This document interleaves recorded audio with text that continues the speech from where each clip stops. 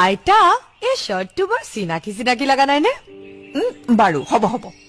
এই চোলাটোৰ কথা এৰাচোন এতিয়া এই মহা জেদি লৰাটোৰ জেদ কেনেকৈ ভাঙিব পাৰি তাৰ কিবা এটা কৰা মই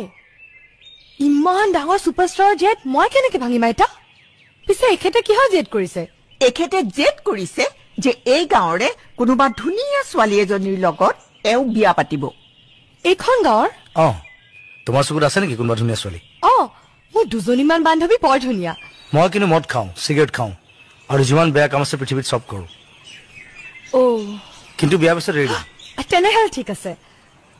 কালি তোমাৰ কিবা কাম আছে নেকি কাইলৈ বিশেষ তেনেকে একো কাম নাই তেনেহ'লে বোলা বিয়াখন পাতি লওঁ ঠিক আছে হা কি ক'লে আপুনি একো কাম নাই যদি বিয়াখন পাতি লওঁ সেয়া মই কৈছিলো নহয় বলিয়া ই এটা মস্ত